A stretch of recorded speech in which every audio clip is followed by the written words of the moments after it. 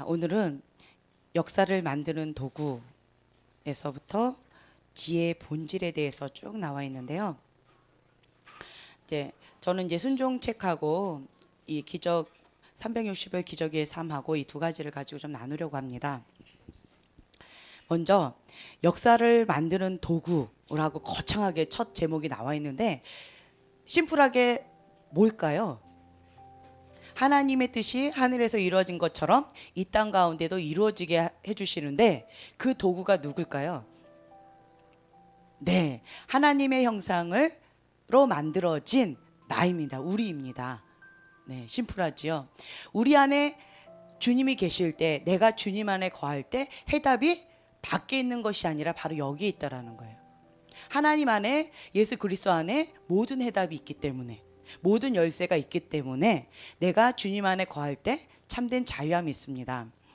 주한이가 이번에 인도 대학에 이제 한다고, 델리 대학인가 한다고 여러 가지 정말 복잡하고 몇 개월 동안 서류를 준비했어요. 다른 아이들은 다 그 학교에서 이제 시험을 보고 이렇게 해가지고 거기서 단체적으로 다 했어요. 그리고 모든 아이들은 다 네루 대학으로 가요. 근데 주한이만 서울에서 시험을 받고 그리고 또 다른 대학을 가요. 델리대라고. 그래서 모든 서류나 이런 것들을 저희가 알아서 막 다 해야 되는 거예요. 그래서 어려운 가운데 있는데 이제 끝났다라고 하면 몇 달 뒤에 또 다시 연락이 와요. 서류 뭘 좀 더 달라고. 또 이제 다 끝났다 이러고는 정말 주한이하고 저하고 손 붙잡고 막 엉엉 울고 싶을 정도로 너무 힘들어서 서류 준비하는 게 너무 힘들어서 주한아 이제 다 끝났다 이러면서 월요일 날 막 소리로 막 주한아 이제 끝났다 이러면서 우리 둘이서 자축하면서 이러고 있었는데 갑자기 또 오늘 문자가 또 왔어요. 뭐라고 그러냐면 어떤 문자가 왔어요. 근데 이제 그때 이제 월요일 날 서류 이렇게 준비를 하면서 주한이가 그러더라고요. 주한이가 성적을, 그러니까 시험을 굉장히 잘 봤잖아요. 그 성적으로는 전 세계는 어느 대학이나 다 갈 수가 있대요. 그냥 그 성적으로는 졸업하느냐 그거는 이제 자기 하기 나름이죠. 그렇죠? 하지만 그 성적으로는 전 세계 웬만한 대학은 다 들어간대요. 근데 지금 그 대학에 누가 봐도 다 100%다 합격이라고 얘기를 해요. 근데 주한이는 불안한 거예요. 혹시나 떨어지면 어떻게 하나. 이제 이런 불안한 마음이 있는 거예요. 그런데 제가 한마디 했어요. 너가 주님 안에 있다면 하나님이 막아주시고 하나님이 열어주신다. 그래서 성령의 흐름 따라서 그냥 가면 된다. 그런데 만약 나 자신이 하나님 밖에 있다면 막아주시거나 열어주시는 것이 하나님이 아니다. 그럴 때는 막혔다면 열심히 뚫어서 전진해 나아가야 될 것이고 열렸다면 절제해서 스탑해야 된다 라고 얘기했어요. 근데 지금 현재 주한이가 하나님 안에 있어요. 그렇기 때문에 문을 열어주시는 분도 하나님이시요 닫혀주시는 분도 하나님이시다. 그래서 만약에 누가 봐도 100% 합격이다. 근데 막아주시는 분은 딱 오직 한 분밖에 없다. 하나님이시다. 그렇다면 그것 가운데 감사해라 라고 얘기를 하고 근데 차를 타고 집으로 온 거였어요. 모든 서류를 준비하고. 그런데 오늘 연락이 왔어요. 무슨 연락이 왔냐면 서류 제출을 안 했대요. 서류 제출을 1월인가 2월 달에 다 제출을 하는 거였어요. 그리고 원서 접수를요. 그리고 그러니까 부가적인 어떤 서류 빠진 것들 몇 개를 더 첨가적으로 넣는 거였는데 근데 오늘 연락이 오기를 원서 접수 자체를 안 했대요. 다른 아이들 건 다 접수했는데 주원이 거만 접수를 못 했다라는 거예요. 거기서 큰 실수를 한 거예요. 그래서 이제 발표 날이 며칠 안 남았는데 곧 있으면 발표 나오거든요. 다른 대학은 다 발표가 나왔어요. 근데 이제 원서 접수를 자체를 안 한 거예요. 그러니까 결과를 기다릴 필요가 없게 됐죠. 참 재밌죠.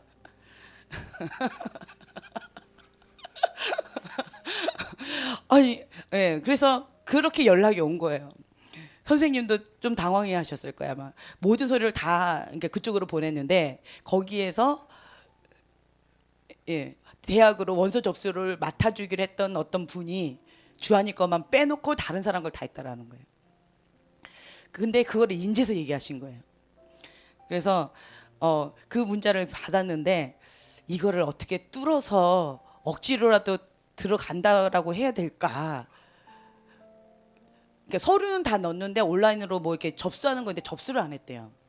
그러니까 서류는 있어도 이게 누구 건지 모르는 거죠. 접수 자체가 안 돼 있으니까. 그래서 이거를 뚫어서 해야 될까? 아니면 이 길은 나의 길이 아닌가 봐. 접자. 그냥 1년 뭐 재수는 아니지만 어쨌든 내년에 다음 기회에 이렇게 하고 그냥 말아버릴까? 왜 이런 생각 좀 전에 문자를 받았어요. 좀 전에. 근데 그런 생각을 딱 하게 되는 거예요. 그래서 이건 하나님이 하신 걸까? 갑자기 막 이렇게 혼동이 왔어요. 이건 하나님이 하신 걸까? 아니면 이건 그러니까 큰 실수하셨잖아요, 그분이. 그래서 이걸 어떻게 받아들여야 될까? 막 고민을 하다가 지금 주한이한테 얘기도 안 한 상태인데 그럴까? 좀 당황했을 거예요.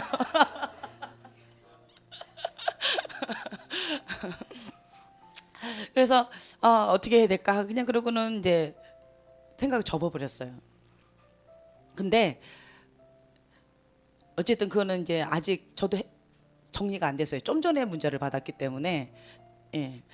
그래서 정리가 아직 안 됐어요. 그래서 그건 모르겠어요. 어쨌든 어찌 됐든 결론은 내가 하나님 안에 있다면 막으시는 분도 하나님이시고 열어주시는 분도 하나님이시라는 거예요.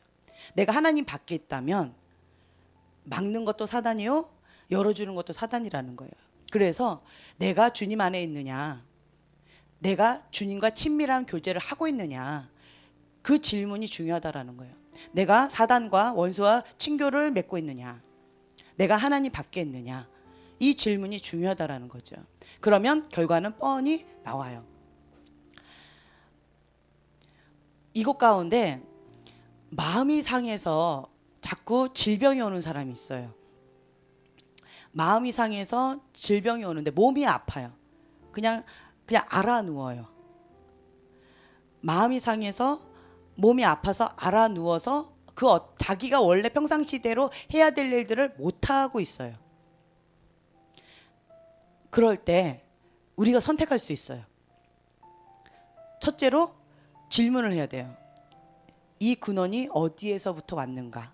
이 아픈 것이 어디에서부터 왔는가? 질문해야 돼요. 첫째, 그럼 깨달음을 주셔요. 초점을 잃어버렸다. 둘째, 초점을 잃어버리니까 자기 연민 혹은 배우자 혹은 어떤 사람에게 간다라는 거죠. 근데 그 시선이 보통은 배우자한테 가요. 그래서 그 배우자한테 시선이 가면서, 초점이 가면서 남편을 바라보면 행복해하고 막 이게 업되던가요? 아니면 갑자기 더 낙담이 되던가요? 뭐 결혼 안 하신 분들은 업되겠지요 이렇게 얘기할 거예요, 그렇죠? 근데 모든 만족은 아무리 탁월한, 결혼할 때 강제로 팔려갔나요? 그건 아니죠. 강제로 팔려간 건 아니잖아요. 어찌됐든 본인이 좋아서 결혼했잖아요. 속아서 결혼했든 어찌됐든 결혼했잖아요. 눈이 멀어서 결혼했든 어쨌든 결혼을 했는데 본인이 선택한 거잖아요. 그렇죠? 최고의 만남이라고 그때 당시는 생각을 하고 결혼했잖아요. 그런데 살다 보면은 이게 좀 나의 스타일, 그리고 또 나를 만족시켜주는, 혹은 배우자를 내가 만족시켜주는 데 있어서 100% 자신 있다 하는 사람은 과연 몇이나 있을까요? 대답해 주세요. 갑자기 침묵이 흐르죠. 네, 없어요. 서로 간에. 해답은 배우자에게 있는 게 아니에요. 남편에게 있는 게 아니에요. 아무리 잘해줘도 만족할 수가 없어요. 그래서 다시 원점으로 돌아가야 돼요. 그게 뭐냐면 시선을 하나님께 고정. 그래서 이 부분에 대해서 하나님 앞에 회개하면서 나아가는 거예요. 주님, 내가 정직하게, 주님, 내가 초점을 잃어버렸습니다. 그래서 자기 연민에 빠지게 됐고, 그리고 남편에게 배우자에게 시선이 가면서 더 낙담이 되고 정죄하고 비판하는, 그러면서 그 악순환에 다시 휘몰아치게 되었습니다. 그러다 보니까 내 마음이 더 상해지면서, 그러면서 더 낙담되어지면서 몸이 아픈 거예요. 그러면 거기에 어떻게 되냐면 영적으로 눌려버려요. 그러면 끙끙 앓게 돼요. 아무것도 못할 정도로. 그러면 어떻게 되냐면 일상적인 생활을 해야 되는데 못해요. 아파서. 근데 그것이 육이 아픈 건지 마음이 아픈 건지 영이 아픈 건지 본인은 알 수도 있고 모를 수도 있어요. 근데 영적으로 민감한 사람은 압니다. 그게 원인이 어디로부터 왔는지. 근데 대부분의 사람들은 육체가 아파서 아픈 게 아니에요. 몸 관리를 잘 못해서 한 게 아니라 마음에 있어요. 마음을 빼앗겼기 때문에 그렇습니다. 그렇다면 여기서 우리가 어떻게 될까요? 아까 방금 말씀드린 대로 초점을 먼저 해야 돼요. 근본 원인이 어디서부터 왔다라는 걸 깨닫고 하나님 앞에 회개의 자리로 나가는 거죠. 그리고는 아파도 이를 악물고 일상적인 생활들을 내가 해야 될 일들 있잖아요. 처리해야 될 일들. 그거를 쭉 그냥 하는 거예요. 그러면 이것에서 팍 벗어나게 돼요. 왜냐하면 내 힘으로 이거를 못 해내거든요. 마음도 어렵고 육체도 어렵기 때문에 못 해내요. 근데 이를 악물고 주님을 바라보면서 주님 도와주세요. 정말 울면서 하게 되거든요. 그러면서 이 일을 해내면 그러면 거기에서 빠져나오게 된다라는 거예요. 그렇게 되면 이것이 반복되어지면 그러니까 좋은 습관이 되어져요. 좋은 습관이 되어지면 그것이 내 거가 된다라는 거죠. 그렇게 되면 그러면 이제는 마음이 상했다고 해서 육체가 눌리거나 육체가 아프거나 이런 일이 점진적으로 줄어들게 됩니다. 이해가 되시죠? 네. 그래서 우리가 모든 원인은 밖에 있는 것이 아니라 내 마음에 있다라는 것. 그리고 문제가 있다라는 건 뭐냐면 첫째로 초점을 잃어버렸다라는 거예요. 첫째로. 하나님과 친밀한 관계에서 초점을 잃어버려서 연결끈을 딱 놓쳤다라는 얘기예요. 그래서 바로 회개의 자리를 갖게 되면 하나님 깨달음을 주시면서 초점을 다시 원상태로. 그리고 일상적인 이유는 몰라요. 몰라도 괜찮아요. 근데 때로는 알고 하면 좋겠지만 때로는 이유가 뭔지 모른다 할지라도 초점을 다시 고정하고 내가 해야 될 일들을 꾸준하게 계속 반복하다 보면은 나중에 깨닫게 돼요. 이래서 그렇구나. 그래도 내가 여기서 승리했구나. 라고 하면서 굉장히 이 희열감을 느껴요. 그러면 여러분들이 승리할 수가 있게 돼요. 여기에서 낙담이 돼요. 마음이 낙담되어지면 마음이 공허해집니다. 공허해지면 사람들이 무엇을 찾냐면 머리 쓰는 거 되게 힘들어요. 육체적으로 힘 쓰는 거 되게 힘들어요. 단순 작업 원하고요. 아주 그냥 쉽게 얻어지는 어떤 것을 그냥 끌려갑니다. 자칫 잘못하다가는 죄의 문이 이렇게 열리게 돼요. 그래서 그때 죄의 유혹 가운데 빠지는 사람들이 많이 있게 되죠. 쉽게 죄를 접하는 것들을 찾게 됩니다. 그럴 때 이 나쁜 습관을 계속 반복하게 되면 죄의 문이 열리는 거죠. 반복되어지면 죄가 자기를 다스리게 되는 거예요. 그러면 그 나쁜 습관 가운데 이 문이 열렸던 건 첫째 원인이 공허함이에요. 초점을 잃어버렸으니까 공허함이 찾아오는 거고 낙담이 되니까 힘겨우니까 스트레스를 받으니까. 그래서 이것을 하나님의 회개의 자리로 가지 않으면 죄의 문을 열어주게 된다라는 거예요. 진리의 빛이 임하면 이 회색 분자를 없애버려요. 회색 지대를 없애버립니다. 빛과 어둠입니다. 그래서 우리가 어떤 순간적으로 낙담해서 될 수 있겠지만 다시 원상태로 빨리 자기 원상태로 딱 돌아가는 거, 그것이 능력이에요. 똑같은 문제가 있어요. 어떤 사람은 잘 헤쳐나가는 것 같아요. 근데 어떤 사람은 문제에 부딪혔을 때 계속 쳇바퀴 돌듯이 계속 이렇게 떨어지는 것 같아요. 멀어지는 것 같아요. 왜 그럴까요? 의지예요. 의지적으로 다시 원점으로 돌아가는 힘. 의지적으로 원점으로 돌아가지 않고 에이 모르겠다 하고 죄의 문이 열려있는 그곳 가운데 내 마음의 문을 더 열어서 그냥 훅 들어가 버리는 거. 그걸 뭐라고 하냐면 스스로 죄에 자기를 던지는 거예요. 방사님은 그러니까 말씀 많이 하시잖아요. 죄가 나를 다스리느냐? 내가 죄를 다스리느냐? 분별할 수 있는, 쉽게 분별할 수 있는 방법이다라고 말씀하셨는데, 죄가 나를 다스리는 영적인 원리가 이렇다라는 거죠. 이럴 때 그러면 우리는 어떻게 해야 될까요?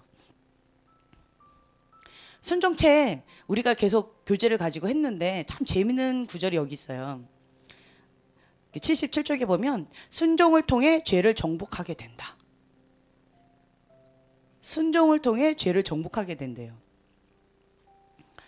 재밌는 말이 여기 있죠. 참된 믿음과 순종이 있어야 죄의 법을 방어하고 정복할 수 있다.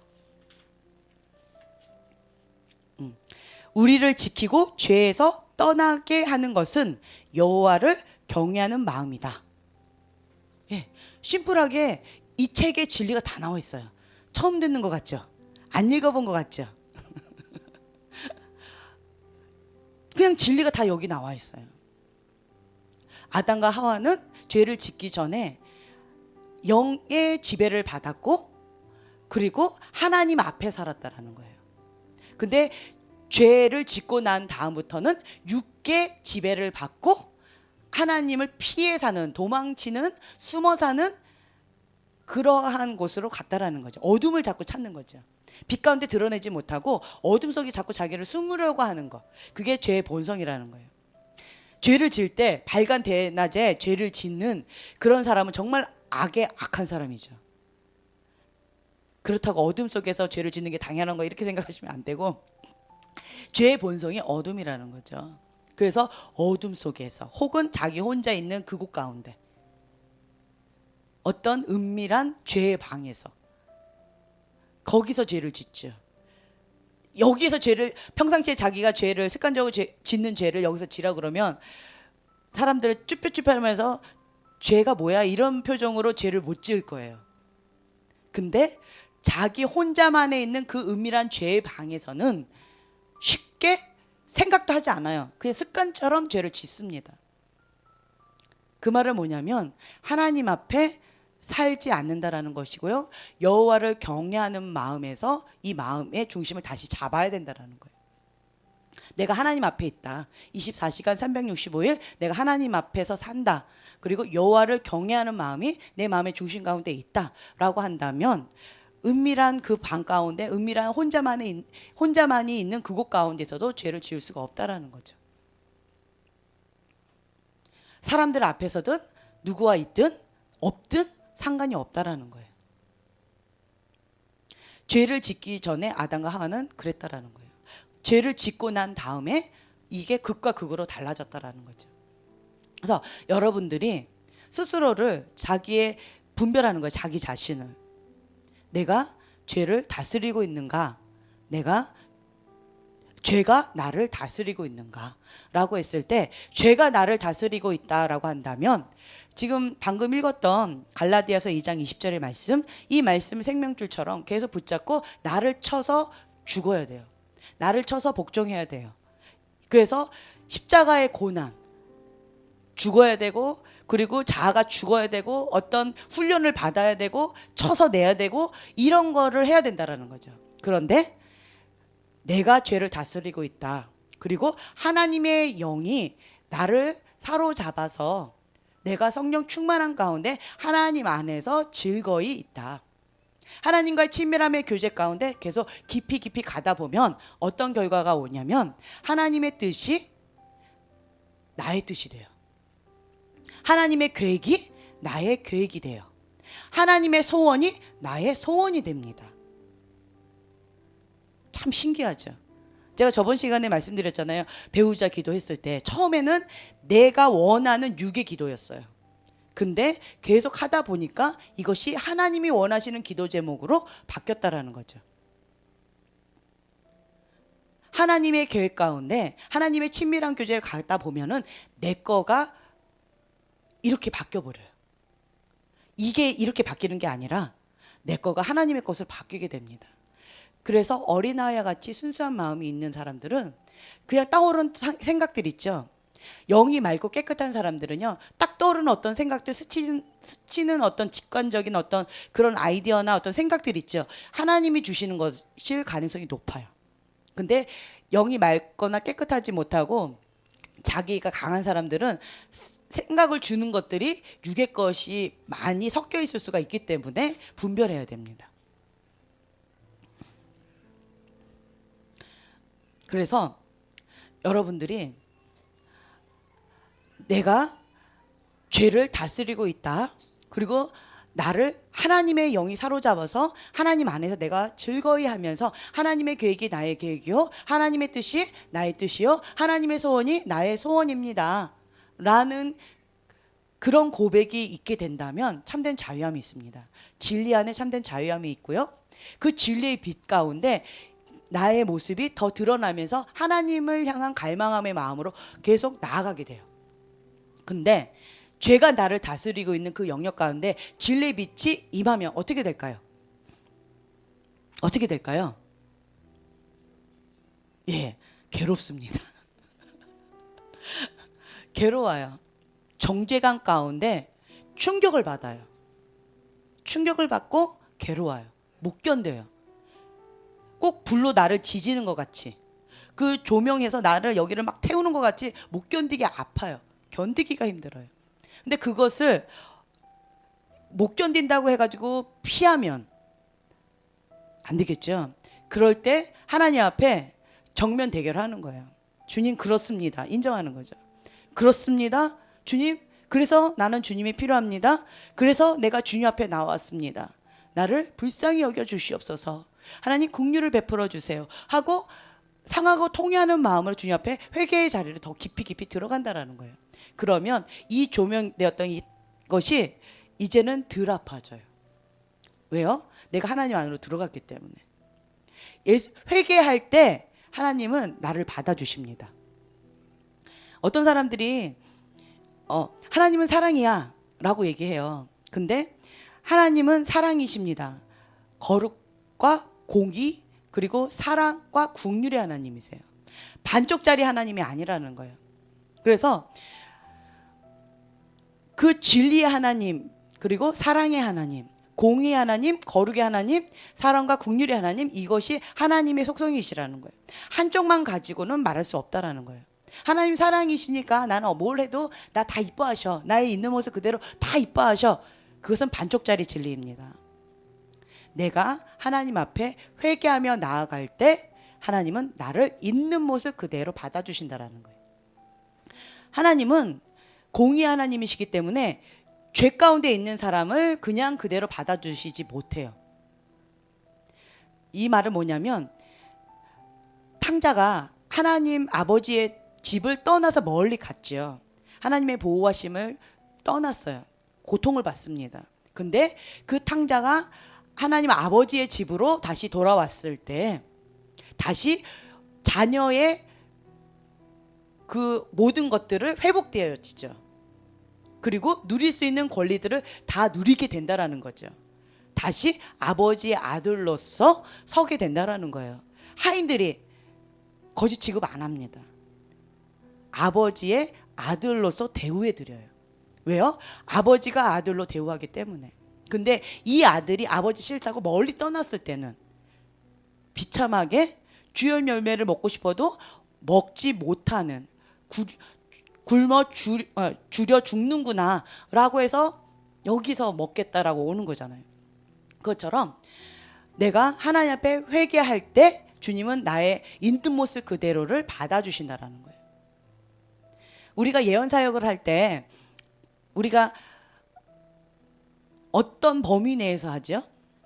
범위 형제님 한번 얘기해 보세요. 우리가 어떤 범위 내에서 예언을 하죠? 그렇죠. 범위 형제님 훌륭하십니다. 그건 알겠는데, 자, 무엇을 작동하라? 예, 사랑의 열쇠를 작동하라. 그리고 권면하고 위로하고 안위하는 범위 내에서 왕의 자녀를 섬기듯이 겸손히 섬긴다. 이 범위 내에서 하라고 얘기했잖아요. 그럴 때 그 사람의 죄를 드러낼 수 있을까요, 없을까요? 그 사람의 부정적인 부분을 콕콕콕 찔러가지고 이렇게 밝혀낼 수 있을까요, 없을까요? 없어요. 그렇죠? 없습니다. 그렇다고 그 사람 안에 있는 죄가 없어지는 걸까요? 하나님이 그 사람 안에 있는 그 죄를 묵인하시는 걸까요? 아니에요. 아닙니다. 하나님 아버지의 마음은 탕자가 떠나갔지만 다시 돌아오기를 원하십니다. 그리고 회개하고 돌아왔을 때는 있는 모습 그대로 받아주셔요. 그렇죠? 정말 비참한 모습으로 왔는데 정죄하지 않으셨어요. 있는 모습 그대로를 받아주시면서 그냥 모든 것 다 씻겨주시고 새로운 것들을 다 채워주시는 거죠. 하지만 밖에 있을 때는 그 죄가 있는 상태에서는 아버지와 하나 될 수 없다라는 거예요. 회개하고 돌아와야지만 자녀로서의 권리를 행사할 수가 있습니다.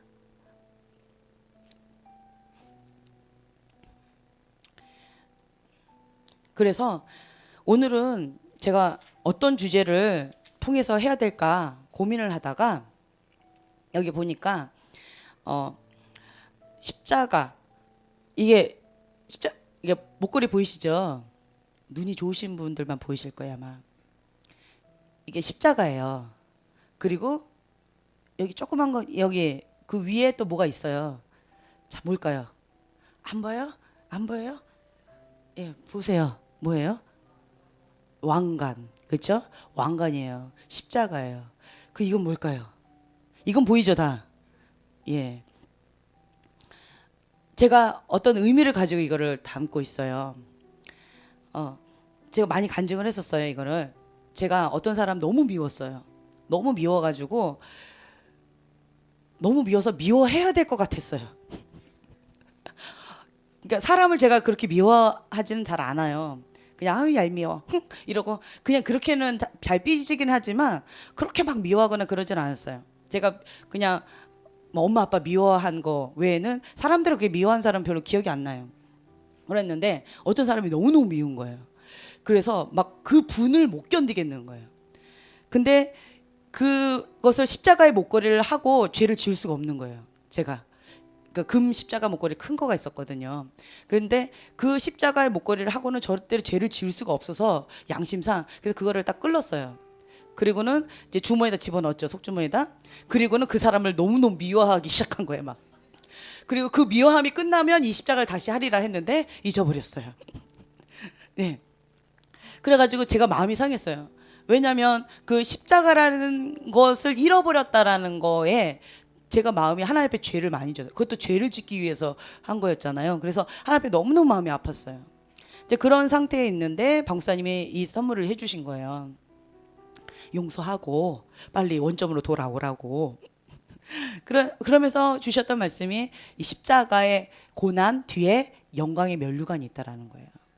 이거를 딱 봤는데 기뻤을까요? 제가 은혜 충만할 때 받은 게 아니었기 때문에 짜증이 확 났어요.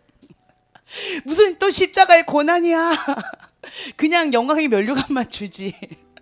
근데 십자가의 고난 없이는 영광의 면류관이 없다라는 거예요. 십자가에서의 죽음이 없이는 부활의 권능이 없다라는 거예요. 이것은 같이 간다라는 거죠. 대가 지불 없이는 안 된다라는 거예요. 훈련 없이는, 연단 없이는 하나님의 자녀로서 안 된다라는 거예요. 성장이 안 된다라는 거예요. 그래서 그것을 받아들였어요. 그리고 이거를 계속 묵상하면서 십자가의 고난 뒤에 영광의 면류관이 있습니다. 나의 상급은 하늘나라에 있습니다. 그러면서 주님 앞에 계속 이렇게 묵상하는 거예요. 나의 시선을 위의 것으로 두는 거죠. 땅의 것에 두지 아니하고 위의 것을 바라보면서 계속 있는 거예요. 그런데 얼마 전에 이 독수리를 또 선물을 받았어요. 근데 참 굉장히 크죠. 무거워요. 저 무거운 거 별로 그렇게 좋아하지는 않았는데 이게 좋았어요. 어떤 의미가 있어서. 그래서 이 독수리와 같이 날개를 쫙 펴고 비상하잖아요. 날아오르는 거예요.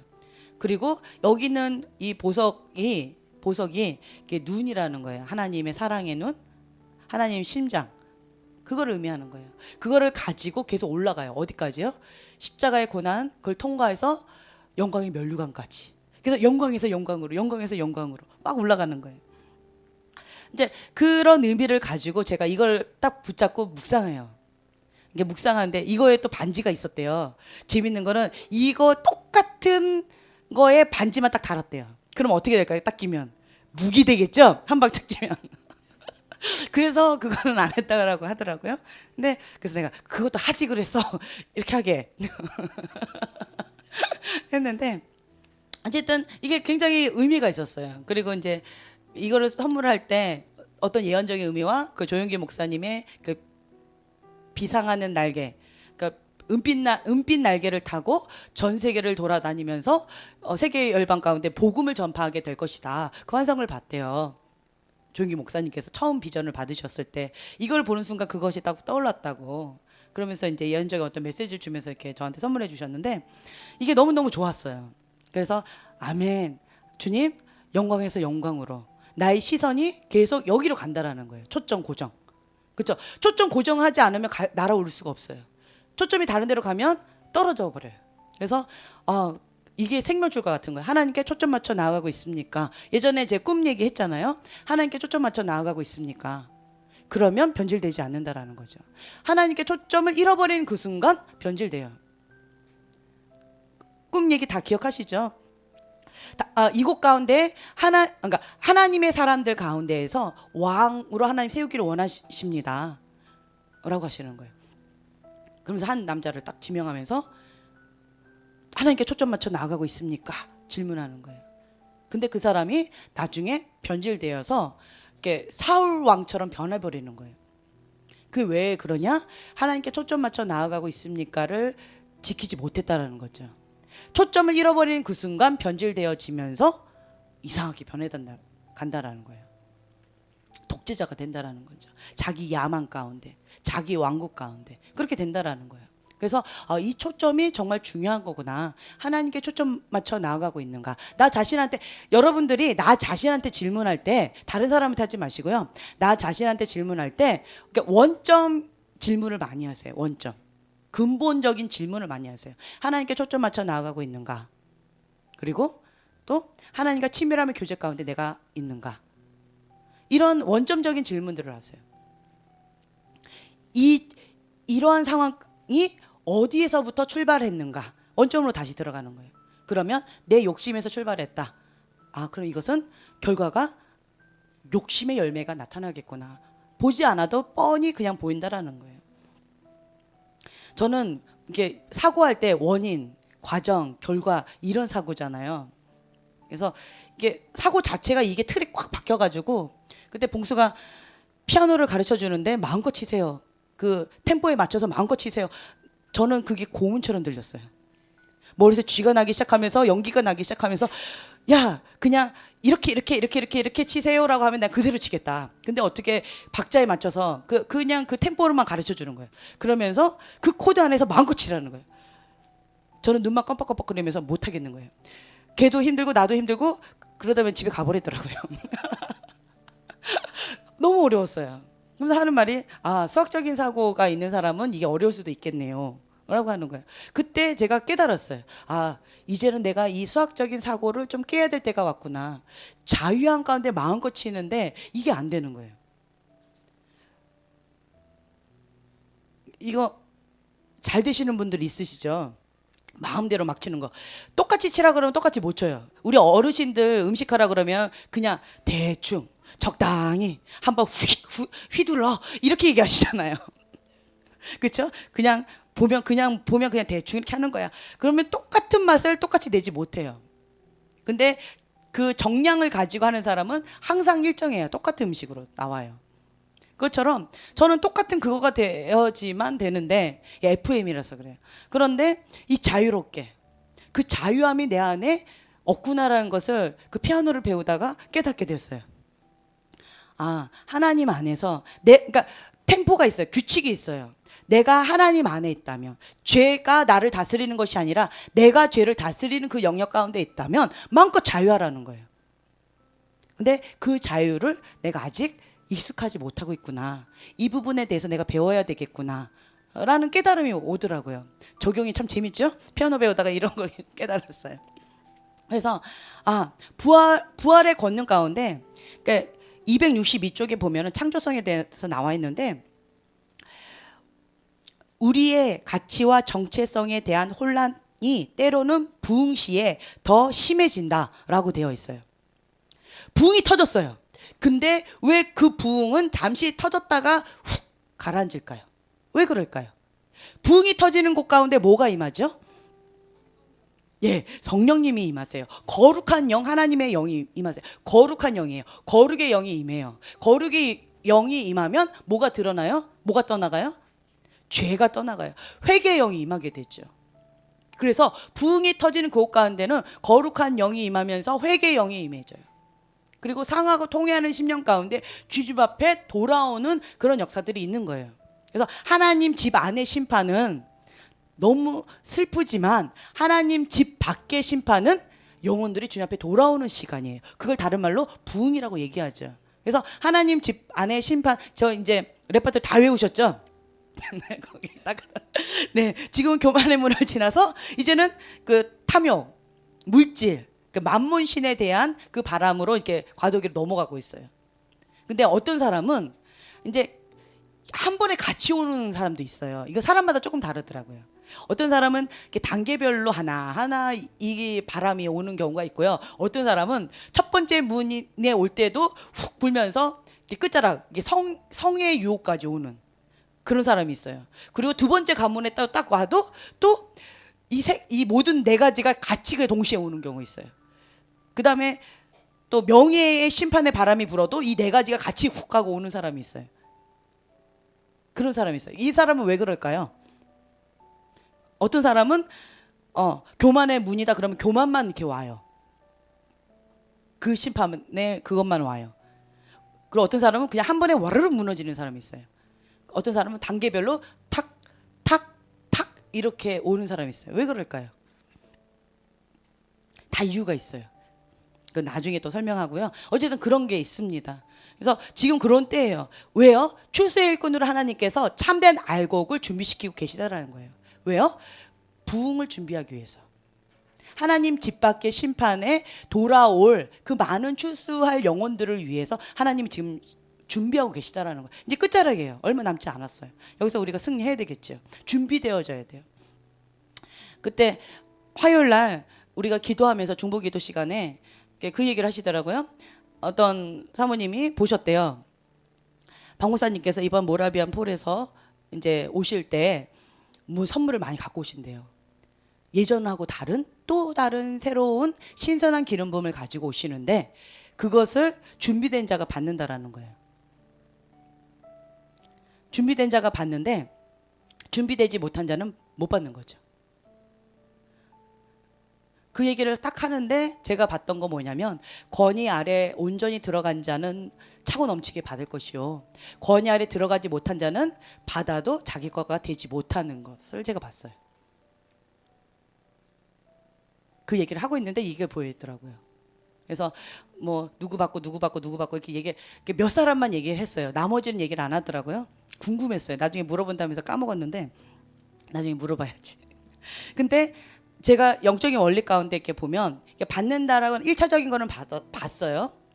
근데 이것을 내 거로 그러니까 거기 있는 사람들이에요. 거기 있는 사람들과 여기 있는 사람들로 얘기한다면 어떤 사람은 그것을 내 걸로 취해요. 어떤 사람은 받긴 받지만 이것을 내 걸로 취하지 못하는 사람이 있어요. 어떤 사람은 이것이 내 거가 돼가지고 차고 넘치게 막 이렇게 넘치는 사람이 있어요. 그것이 단순하게 심플해요. 권위 아래 들어가 있는 자, 권위 아래 있지 않는 자의 차이예요. 이것들이 그렇더라고요. 그래서 지금 이 심판도 뭐예요? 말씀의 믿음의 반석 위에 집을 지었느냐, 혹은 모래 위에 집을 지었느냐, 그 심판의 바람이 이렇게 부는 거잖아요. 그런 것처럼 그냥 진리는 심플하더라고요. 하나님께서 뭔가 기준점을 딱 가지고 이렇게 하실 때는 그냥 단순해요. 모든 사람들에게 다 열려 있어요. 하나님은 너는 원래부터 받을 자였어. 너는 원래부터 받지 못할 자였어. 이렇게 안 하신다라는 거예요. 모든 사람들에게 동일하게 기회를 주셔요. 단지 그 선택은 자기가 한다라는 거예요. 이해가 되세요?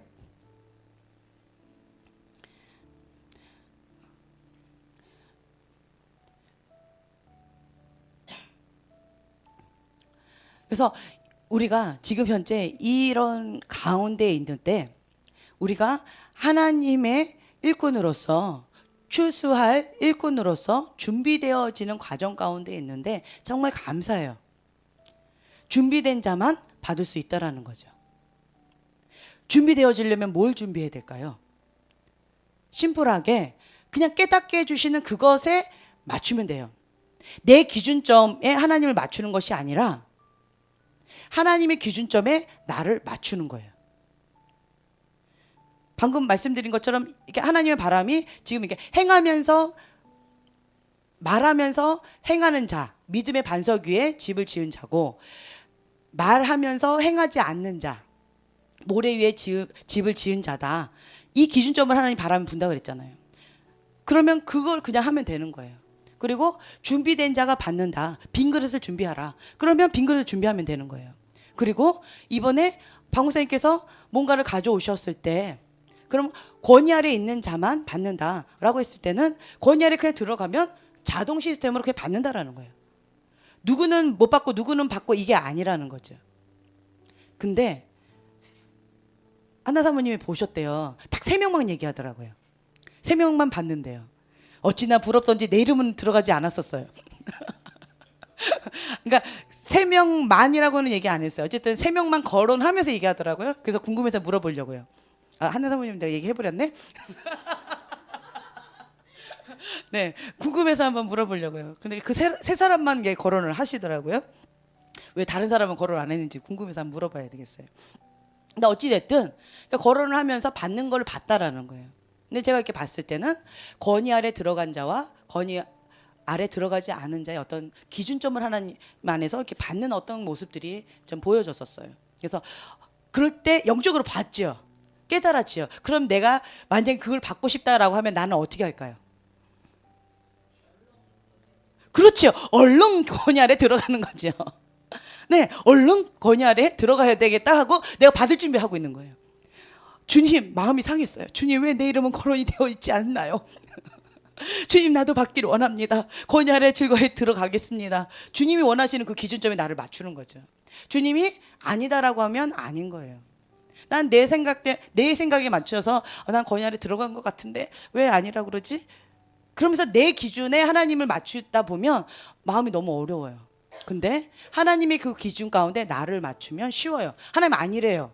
그러면 아닌 거예요. 그걸 인정하면 되는 거예요. 그리고 어떻게 해요? 빨리 권위 아래 내가 들어가야 되겠다. 주님, 권위 아래 들어가겠습니다. 하고 주님 앞에 계속 구하는 거죠.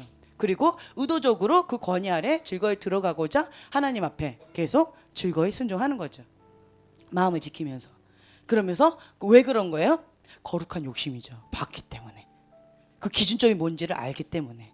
그러니까 영적으로 보는 자에게 주어지는 특권이에요. 이게. 보면 갖고 싶어요. 그러면 그 거룩한 욕심으로 인해서 내가 그 받을 준비를 하는 거예요. 그러면 그것이 내 거가 된다라는 거죠. 근데 내 이름은 없네? 화나? 이러면서 이래버리면 본 것에 어떤 유익이 없는 거죠. 이해가 되세요? 네. 그래서 이런 부분에 있어서 내가 즐거이 권위 아래 들어가야 되겠다. 하나님 앞에 순종함으로 죄를 다스린다라고 되어 있어요. 이 말이 참 재밌었어요. 순종을 통해 죄를 정복하게 된다. 우리가 죄를 다스리는 자일까? 죄가 나를 다스리는 자일까? 우리가 여기에서 아무리 설교를 하고 아무리 외치고 예언을 하고 뭔가 멋지게 뭔가를 한다 할지라도 죄를 다스리지 못한다면 그 영혼은 지금 죽으면 어떻게 될지 모릅니다. 극단적으로 얘기할게요. 하나님 앞에 죄는 뭘까요? 죄의 기준이 뭘까요? 여기 보면 내가 선을 행치 아니하면 죄가 문에 엎드리느니라 되어 있어요. 죄가 문에 엎드린대요. 선을 행치 아니하면. 여기서 선은 무엇일까요? 우리를 지키고 죄에서 멀어지게 하는 것, 떠나가게 하는 것. 아까 뭐라고 그랬어요? 출애굽기 20장 20절에 나와 있는 말씀인데 하나님을 경외하는 마음이다 라고 되어 있어요. 하나님을 경외하는 마음이 우리를 지키고 죄에서 떠나게 하는 거래요. 여호와를 경외하는 마음. 여호와를 경외하는 마음에서 출발한 그 모든 것은 선이고요. 여호와를 경외하는 마음 없이 하는 그 모든 것들은 죄입니다. 제가 구약 성경을 쭉 읽으면서 하나님의 죄 기준이 여호와를 경외하는 마음이다라는 것을 새롭게 깨달았어요. 다윗과 같이 내 마음이 합하다. 예. 그리고 누구의 길을 따라서 악을 따랐다 라고 하시는데, 하나님이 말씀하시는 죄가 내가 말하는 죄하고 너무 달랐었어요. 내가 생각하는 죄는 뭐 살인죄, 음란죄 뭐 이런 죄였는데, 성경에서 말씀하시는 죄는 기준이 달랐다라는 거예요. 그때 충격을 받고 내가 여기에 기준점에, 하나님의 다림줄이죠, 하나님의 이 기준대에 나를 맞춰야 되겠다라고 생각을 했어요. 그래서 여호와를 경외하는 것, 이것이 정말 중요한 거구나라고 깨달았는데, 감사한 것은 선을 행치 아니하면 죄가 문에 엎드린다라고 했고요, 선을 행하면 죄에서 멀어진다라는 거죠. 여호와를 경외하는 마음이 있으면 우리를 지키고 죄에서 떠나가게 한다라는 거예요. 그리고 순종을 통해 죄를 정복하게 된다라는 거예요. 때로는 아까 말씀드린 대로 우리 영적인 원리에 대해서 잘 모른다 할지라도 그것을 우리가 승리해내면 돼요. 그러면 됩니다. 때로는 내가 보지 못했다 할지라도 그런 사람은 봤는데 라고 한다면 그냥 그렇게 행하면 돼요.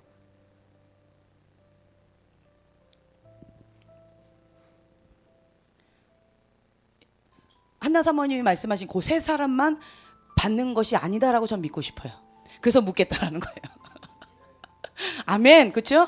예, 그 세 사람만 선택받은 자고 나머지는 선택받지 못한 자일까 갑자기 마음이 무거워졌어요, 그 얘기를 듣는데. 그래서 제가 이렇게 본 거죠, 다른 사람들을. 그때 기준점이 그거였다라는 거예요. 권위 아래 들어간 자와 권위 아래 들어가지 않은 자.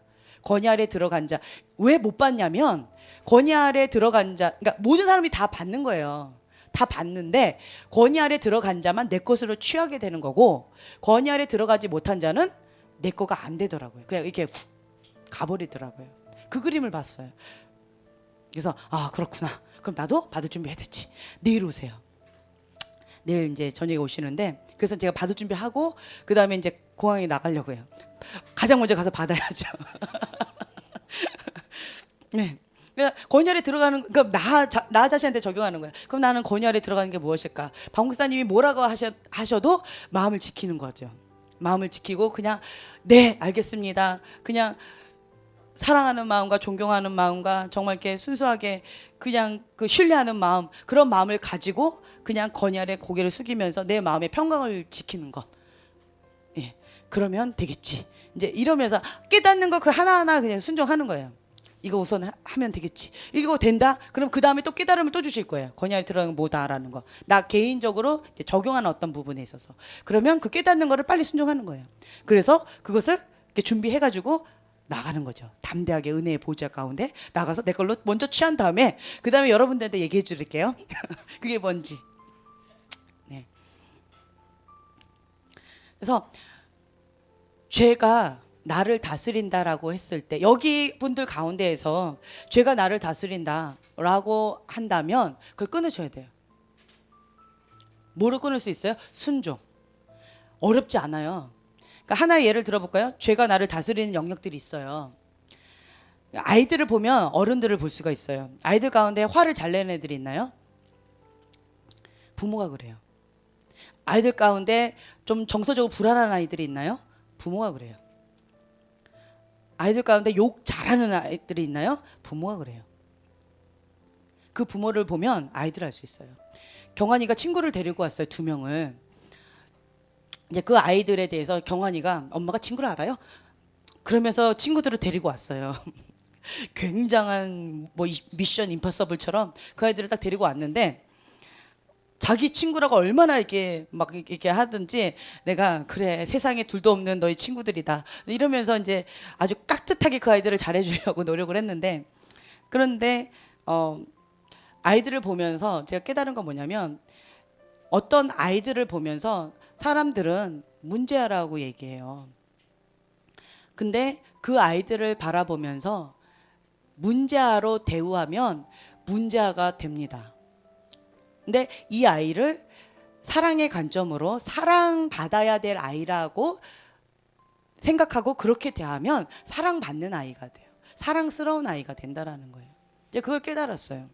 근데 이 아이들이 나름대로 지금 한창 사춘기고 문제를 많이 일으킬 나이죠. 초등학교 3, 4학년과 중고등학교 남자아이들, 그렇죠? 중3에서 고등학교 초 요때 아이들이 가장 반항적이잖아요. 그렇죠? 근데 그러다 보니까 학교에서 문제아의 어떤 기준이 되는 학년들이 있어요. 그게 이제 요 아이들인 거예요. 학교에서는. 이제 그런데 제가 봤을 때는 부모의 모습이 보여졌어요. 부모의 모습이. 아, 부모가 이런 부모구나. 그리고 이 아이의 부모는 이런 부모구나. 그게 보여지더라고요. 이제 그러면서 그 아이들을 사랑받아야 될 아이들로 저는 보여지더라고요. 그래서 애정 결핍, 사랑받아야 될 어떤 그런 모습들 가운데 사랑을 충분히 받으면, 인정받으면, 그러면 이 아이들도 정말 아름다운 그 성품이 있는 그런 아이들로 보여졌어요.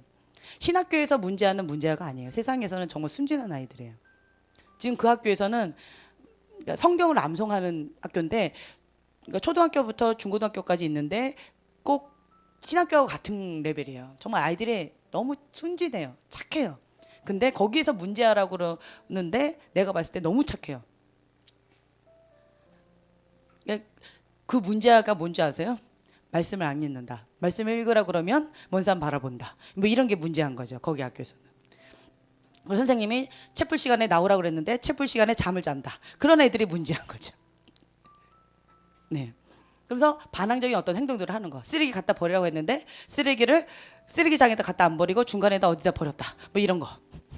이런 게 문제한 거죠. 이제 그러면서 부가적인 어떤 다른 행동들이 나오죠. 반항적인 어떤 이런 걸 했다고 해서 문제아로 취급을 하면 이 아이들이 반항적으로 이게 행동을 더 격길로 가는 거예요. 처음에는 이런 아이들 갖고 이렇게 하는 거였어요. 근데 그런 모습들을 보면서 내가 어떻게 바라보고 어떻게 대우하느냐에 따라서 이 아이들이 정말 달라진다라는 거죠. 우리 집에 한 이틀 있었나? 그랬는데 정말 범생이처럼 있더라고요.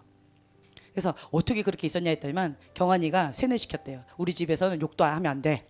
그리고 우리 집에서는 뭐 게임하면 안 돼.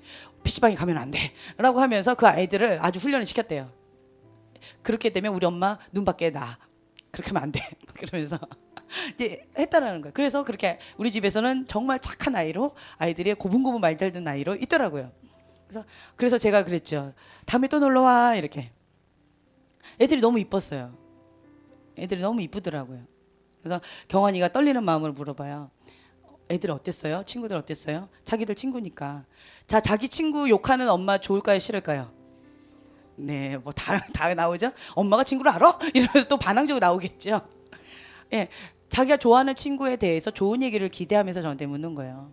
그래서 제가 너무 사랑스러운 아이들, 너무 귀한 아이들이다. 단지 부모의 가정 안에서의 어떤 그런 모습들, 부모의 모습이 보였던 것들에 대해서 좀 안타까움이 있었어요. 목욕실에 있었는데 여기 아이에서 막 소리 지르고 화를 내는 아이들이 있었어요. 그리고 뭐 어떻게 하는 막 그런 아이들이 있었어요. 그럴 때 어떻게 해야 될까? 제가 참다 나왔어요.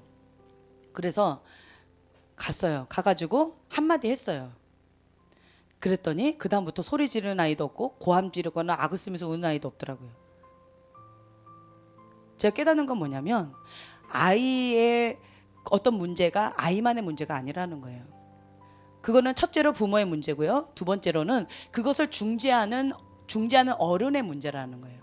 그것을 어떻게 중재를 잘 하느냐에 따라서 그것이 문제로 악순환이 될 수도 있고 그것이 그냥 거기서 좋게 풀어질 수도 있다라는 거예요. 가서 봤더니 방은 난장판이 되어 있더라고요. 아이들은 신나하지만 그리고 장난감 완전히 아이들 천국이 됐어요. 감사합니다.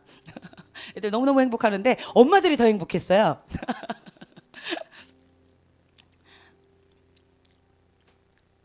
그래서 화를 내고 이런 아이들 가운데 우리 아이도 있었어요. 근데 사랑이가 화를 잘 냈어요. 그전에는 화를 그렇게 잘 많이 안 냈었는데 어느 순간부터 이제 화를 내기 시작하는데 근데 이제 그 아이가 하는 말이 엄마가 화를 잘 낸다라는 거예요. 뭐 다른 사람은 생략하고요. 저에 대해서 얘기하면 엄마 화를 낸대요. 엄마 화를 잘 낸대요. 그 말에 내가 충격을 받았어요. 엄마가 화를 많이 내니? 그래서 좀 부드럽게 얘기했어요. 엄마가 그렇게 화를 많이 내? 그랬더니 네. 충격을 받았어요. 좀 아니라고 얘기해 줄 걸 기대하고 했는데 네 그러는 거예요. 그때 제가 갑자기 이 구절이 떠올랐어요. 어떤 구절이냐면 무서운 구절이에요. 심히 분하여 안색이 변하다. 가인의 반응이 갑자기 떠올랐어요. 내가 이렇게 반응을 아이한테 하는구나 라는 모습을 보면서 갑자기 이렇게 충격을 좀 받았어요. 아, 주님, 내가 분됐군요.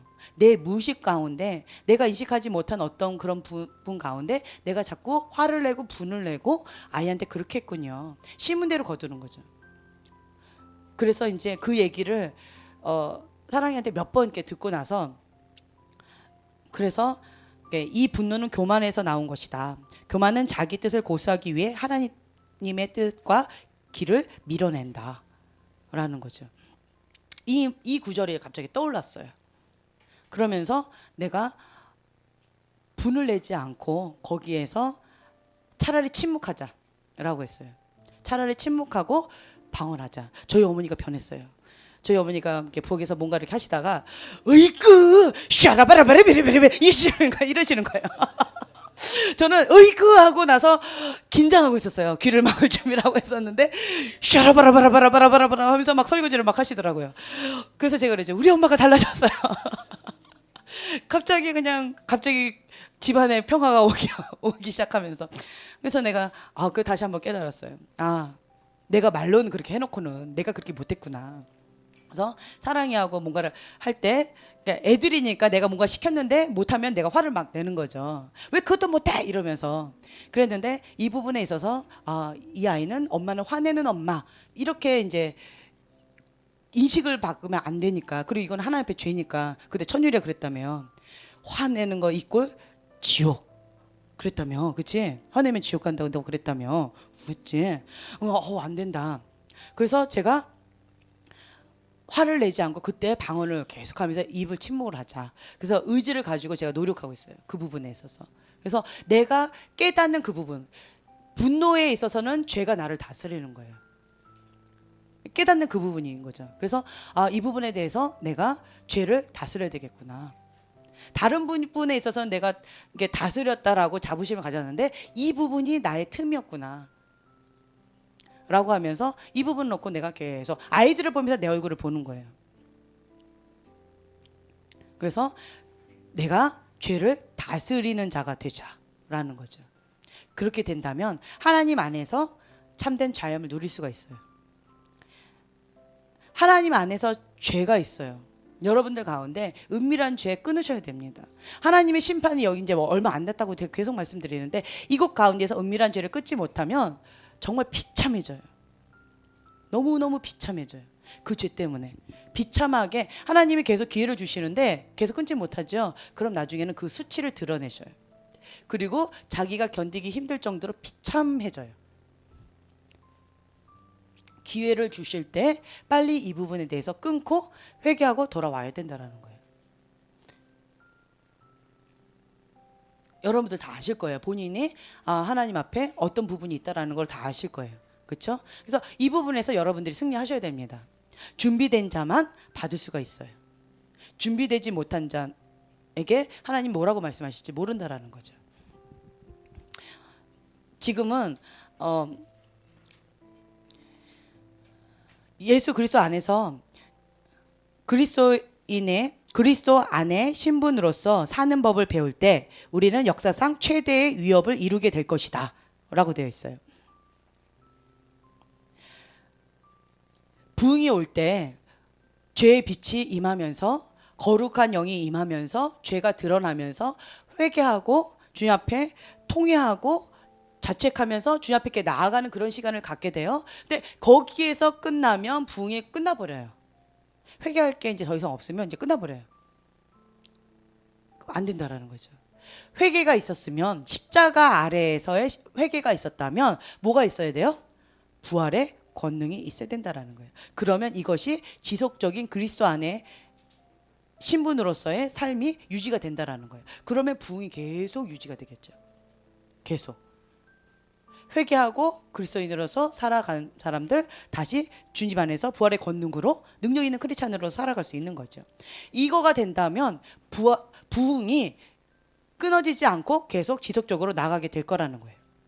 그래서 여러분들이 이 부분에 대해서 준비하셔야 된다라는 거예요. 그래서 하나님은 거룩하신 분이시다. 거룩한 삶을 살아야 돼요. 또한 하나님은 사랑이시다. 사랑.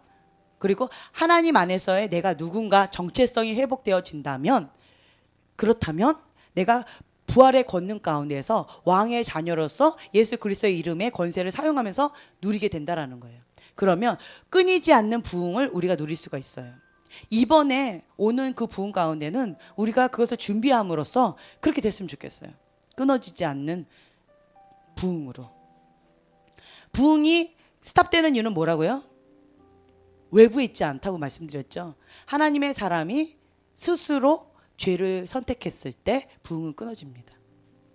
하나님의 사람이 계속 회개의 자리에 있을 때 부흥은 계속 지속됩니다.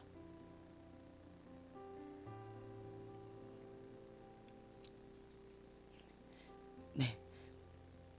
지금은 마지막 때는요, 악은 더 악해지고요, 거룩은 더 거룩해진대요. 지금 뭐 메르스라고 해가지고 막 지금 막 그러더라고요. 이제 학교마다 또 지금 휴교 그거 하고 있죠. 거기도 하고 있죠. 안 하나요? 우리 학교도 계속 안 했었는데 사랑의 학교도 갑자기 오늘 문자가 왔어요. 동네는 다 휴업을 했는데, 휴교를 했는데 우리 학교만 계속 안 했었거든요. 그랬는데 이제 휴교를 한다고, 이틀 동안 휴교를 한다고 이제 그렇게 오늘 문자가 왔어요. 사랑이 신났겠어요. 월요일날 화요일날 학교 안 가가지고. 예, 김포에서 2명이 저희 동네 바로 옆에예요. 닭갈비집 그 우리 먹던 데 그 동네 있잖아요. 거기 사우동인데 거기에서 이제 발생이 됐대요. 2분이. 네, 2분이 이렇게 됐대요. 그래서 근데 어찌 됐든 그것을 통해서 정치적으로 좀 이용하는 것도 있는 것 같아요. 정치적으로 이용하는 것도 있고, 그 다음에 그렇게 막 정치적으로 하면서 자기 악은 계속 하고 있잖아요. 참 말이 안 되죠. 그러니까 정치적으로 이용하면서 하나님의 사람들 막 흩어지고 막 분산시켜가지고 이 악을 집중 못하도록, 그래서 이거를 빨리 어떻게 해버리려고 하는 어떤 정치적인 것들도 있는 것 같아요. 혼동스럽게 해가지고 자기 건 계속 추진하잖아요. 악한 것들은, 더러운 것들은 계속 하고 있잖아요. 이것도 하면 안 되죠. 만약에 이것이 진짜라면. 근데 이것을 조장해가지고 정치적으로 이용해서 하는 것도 있는 것 같아요. 내가 자세히 모르겠지만. 그래서 지금은 우리가 깨어 있을 때고요, 기도할 때고요, 하나님의 긍휼을 구하면서 보호해달라고, 하나님의 사람 보호해주고, 우리 한국 땅 가운데 하나님의 거룩한 불, 부흥의 불, 그래 하나님의 사람이 일어나는 참된 하나님의 나라가 되게 해달라고 우리가 이걸 놓고 계속 기도해야 되는 때예요. 언제까지요? 이것이 부흥이 계속 올 때까지. 부흥이 임하면 그런 부흥이 계속 지속될 때까지 계속 기도해야 된다는 거죠. 마지막 때는 깨어서 기도하는 자만이 그것을 맛볼 수가 있을 거예요. 그래서 우리가 오늘은 좀 기도를 좀 많이 했으면 좋겠어요. 이 기준점도 뭐였냐면, 예, 이제 기도할 거예요. 이 기준점도 하나님의 음성을 들었어요. 그러면 자기가 순종함으로 행하면서 가르치는 자는 믿음의 반석 위에 집을 지은 자예요.